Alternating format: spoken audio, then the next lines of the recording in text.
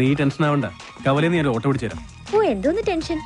Merit അടിസ്ഥാനത്തിലല്ലാതെ കാട്ടാപ്പള്ളിയുടെ റെക്കമെൻഡേഷനിലാണ് ജോലി കിട്ടിയതെങ്കിൽ അത് വേണ്ടെന്ന് വെച്ചിട്ട് പോരാനാണ് എന്റെ തീരുമാനം.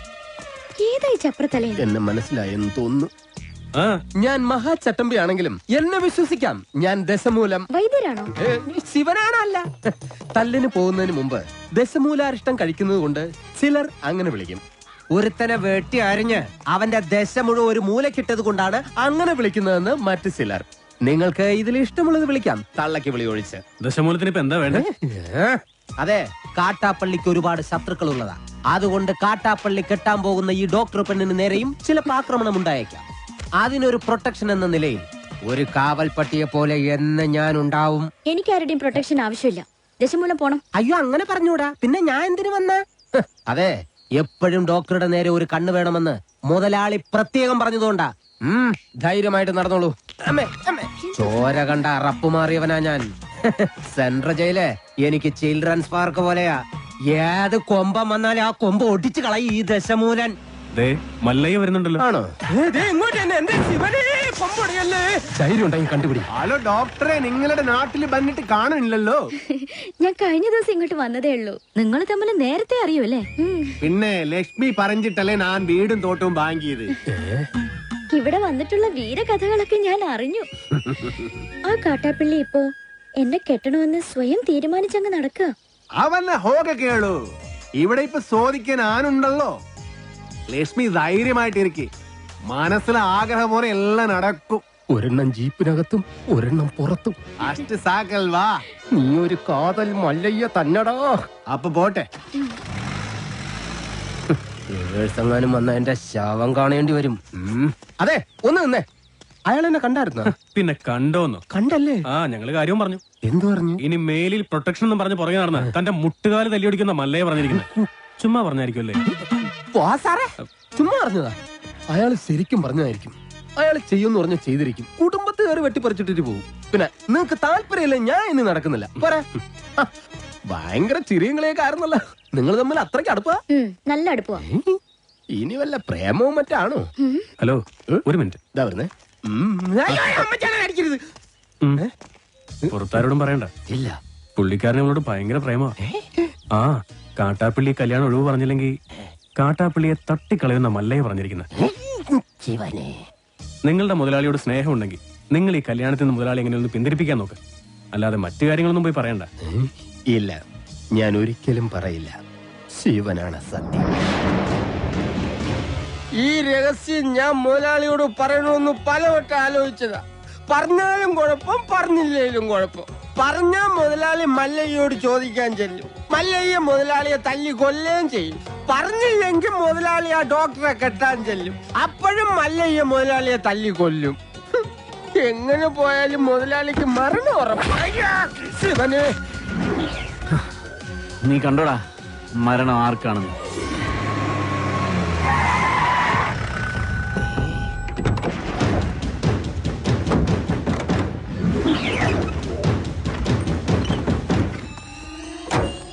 വടക്കുംമലയിൽ നാളെ ഇറക്കിയിട്ടുണ്ട്. എന്തോ അപകടമുണ്ട്. ഷേവ് ചെയ്യണം. ഒരു ചായ. മരണം ഉറപ്പുവരുത്തിയിട്ടേ പോകാവൂ. കാര്യം കഴിയുന്നത് വരെ ഒരു പോലീസും അതുവഴി വരില്ല. ഇപ്പൊ തോട്ടത്തിലേക്ക് പോകണ്ട. കാട്ടാപ്പള്ളി വടക്കമ്മല നാളിറക്കിയിട്ടുണ്ട്. കവലയിൽ വെച്ച് പരസ്യമായിട്ട് കൊല്ലാനാ പരിപാടി.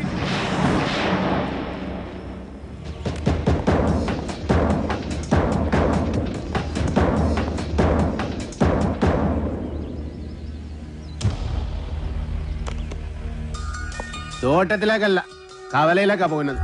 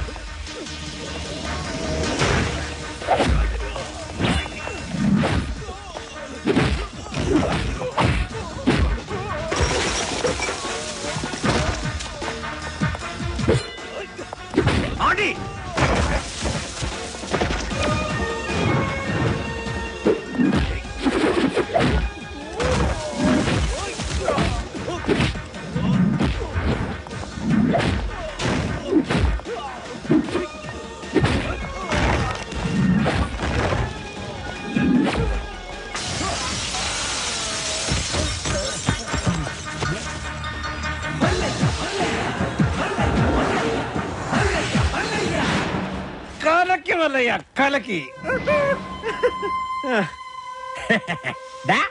കാട്ടാപ്പള്ളി, എടാ നീ ആണാണെങ്കിൽ ഇറങ്ങി വാടാ.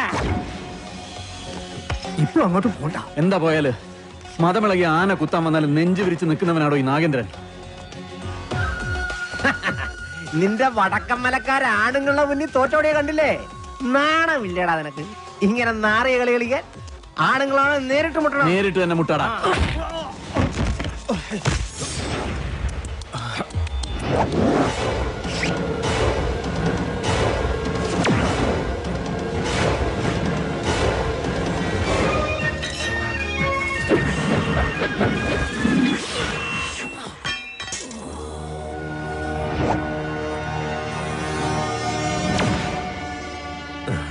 ഇതിനെ നെഞ്ചിന് നേരെ എറിയാൻ അറിയാൻ മേലാഞ്ഞിട്ടല്ല, നിർത്തിക്കോ, ഇവിടെ വെച്ച് നിർത്തിക്കോ.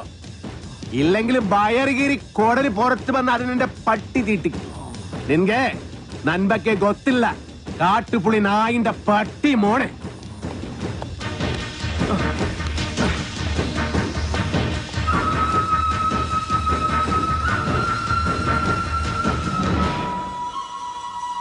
നിങ്ങളൊക്കെ തന്നെയാ കാട്ടാപ്പള്ളി ഇത്രയും വളർത്തിയത്.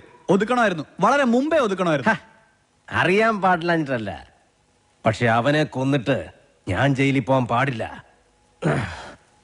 എന്റെ ശത്രു വേറെയാ. എന്റെ അച്ഛനെ 16 വെട്ടുവെട്ടിയിട്ട് കടന്നു കളഞ്ഞ എന്റെ ആജന്മ ശത്രു വീരു.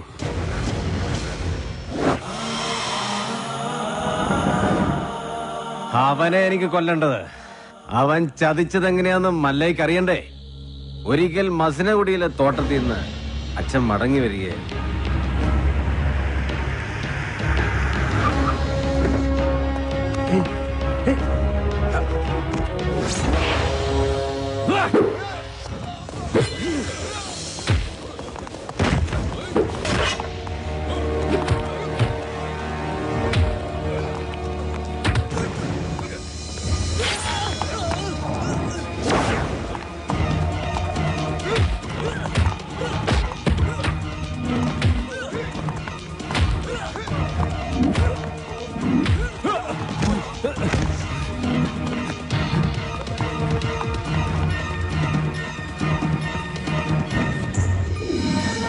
ഇവന് കന്നഡ മാത്രമേ അറിയൂ, മലയാളം തീരെ അറിയില്ല. ആരും പോലും ഇല്ലാത്തവനാ. വീരുന്ന പേര്. ഒരു മകനെ പോലെ തന്നെയാ അച്ഛൻ അവനെ കൊണ്ടു നടന്നത്. ഒരു കൂടപ്പറപ്പിനെ കിട്ടിയെന്ന് ഞാനും കരുതി. പക്ഷേ അച്ഛനെ ആക്രമിച്ചവനെ ഒരിക്കൽ പോലീസ് പിടികൂടി. അവനിൽ നിന്ന് ഞെട്ടിപ്പിക്കുന്ന സത്യമാ ഈ ഗ്രാമം അറിഞ്ഞത്.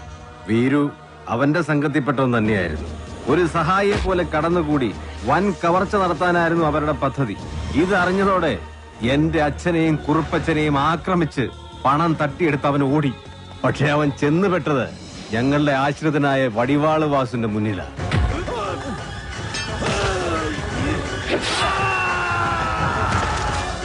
രക്ഷപ്പെടാനാവാതെ കാട്ടിലൊളിച്ച വീരുവിനെ അന്ന് രാത്രി പോലീസ് പിടികൂടി.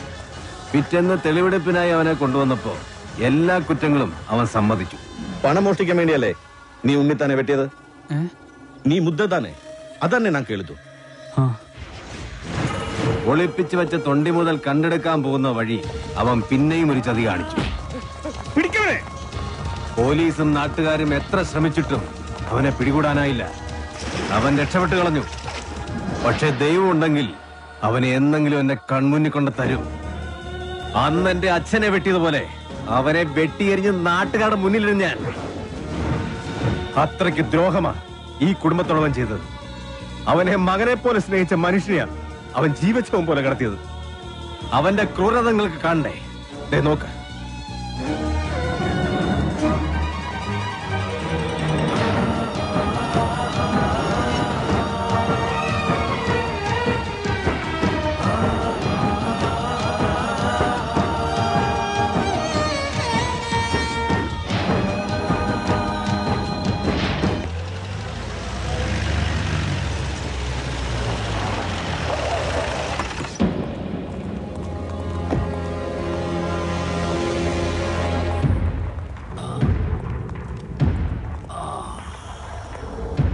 അന്നേ ഞാൻ നിന്നോട് പറഞ്ഞതാ വേണ്ടാത്ത പണിക്ക് പോണ്ടാന്ന്. കേട്ടില്ല. ഒരിക്കലും നന്നാവില്ലെന്ന് തീരുമാനിച്ചുറപ്പിച്ചവരോട് ഇനി എന്ത് പറയാനാ? ഇവനെ ആക്രമിച്ചതിന്റെ പേരിൽ മല്ലയ്യക്കെതിരെ ഉടനെ കേസ് ചാർജ് വേണ്ട. ഒരു നിയമത്തിന്റെ രാഷ്ട്രീയത്തിന്റെ സഹായം എനിക്ക് വേണ്ട. നാഗേന്ദ്രനെ ആക്രമിച്ചതിന്റെ പേരിൽ പോലീസ് കേസോ? അത് വേണ്ട. എനിക്ക് ജയിക്കണം. ഈ നാട്ടുകാരുടെ മുന്നിൽ വെച്ച് തന്നെ എനിക്ക് ജയിക്കണം. അവൻ എനിക്ക് വിട്ടേക്ക്. ആ ഡോക്ടറെങ്കിലും ഇവനെ കാര്യങ്ങൾ പറഞ്ഞ് മനസ്സിലാക്ക്. ദേ കല്യാണം കഴിഞ്ഞാ പിന്നെ ഇവനെ നിയന്ത്രിക്കേണ്ട ഡോക്ടറാ.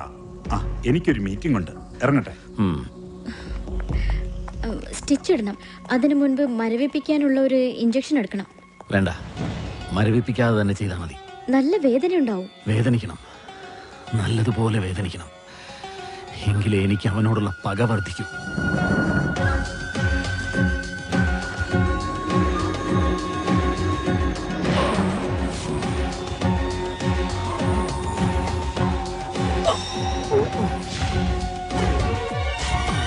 എന്ത് പറ്റിയതാ?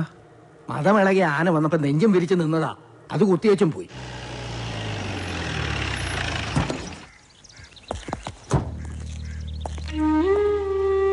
അണ്ണവരെ ഒന്ന് കാണാൻ. അതിനെന്താ, വരൂ. സംസാരിക്ക പറയുന്നതൊക്കെ മനസ്സിലാവും. മറുപടിയൊക്കെ കണ്ണീര് കൊണ്ട്. നമുക്ക് നല്ല ഡോക്ടർമാരെ ചികിത്സിക്കാൻ ഇനി ബാക്കിയൊന്നുമില്ല. പ്രത്യേകിച്ചൊന്നും ചെയ്യാനില്ലെന്ന് എല്ലാവരും പറയണേ. ഞാൻ ചായ എടുക്കാം.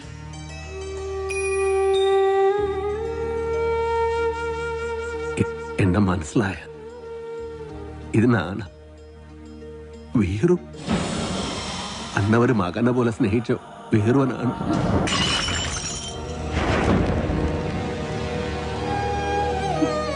എന്തിനാ വീണ്ടും വന്നത്? അവശേഷിച്ച ജീവൻ കൂടി എടുക്കാനോ? നിന്നെ ഒരുപാട് സ്നേഹിച്ച മനുഷ്യനോട് എന്തിനു നീ ചതി ചെയ്തു? എല്ലാരും കൂടെ എന്നെ ഞാൻ ചെയ്തിട്ടില്ല. എനക്ക് ഇവര് ഭഗവാൻ മാതിരി. ഭഗവാൻ ആരെങ്കിലും ഉപദ്രവിക്കുമോ? എന്നെ വിശ്വസിക്കണം. അമ്മയെങ്കിലും എന്നെ വിശ്വസിക്കണം. ഞാൻ ആരെയും സാധിക്കില്ല. ആരെയും സാധിക്കാൻ പറ്റില്ല എനിക്ക്. ഭഗവന്ത എല്ലാ കുത്തരം ഇവരെന്നെ ഈ സ്ഥിതിയിലിട്ടെത്തിയ അണ്ണവരെ ഒന്ന് പറയും. ഞാനല്ലെന്ന് ഒന്ന് പറയും. മതി, പൊയ്ക്കോ. എന്റെ മോനോ നാട്ടുകാരോ അറിയുന്നതിന് മുമ്പ് ഈ നാട്ടിൽ നിന്ന് തന്നെ പൊയ്ക്കോ. ഇല്ലെങ്കിൽ നിന്റെ ജീവൻ പോലും അപകടത്തിലാവും. അയ്യോ, എന്ത് പറ്റി? അയ്യോ, എന്താ ഇത്?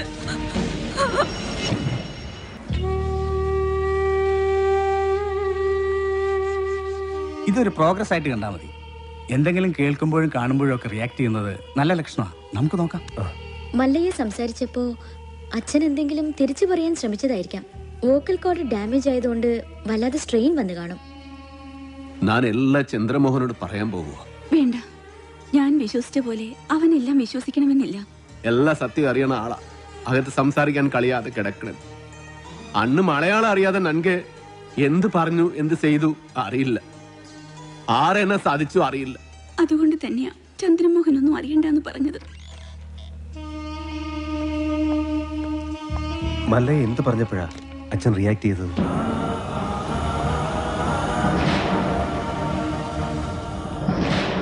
എല്ലാത്തിനും അവസരം വരും, ഇപ്പൊ ഒന്നിനും പോകണ്ട.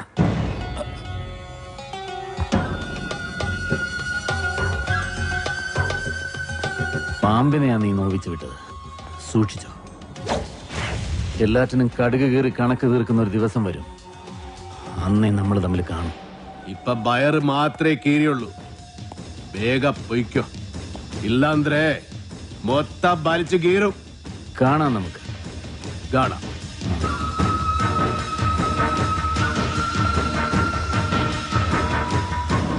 തളർന്നു കിടന്ന് ഉണ്ണിത്താന്റെ മുന്നിൽ ചെന്നു.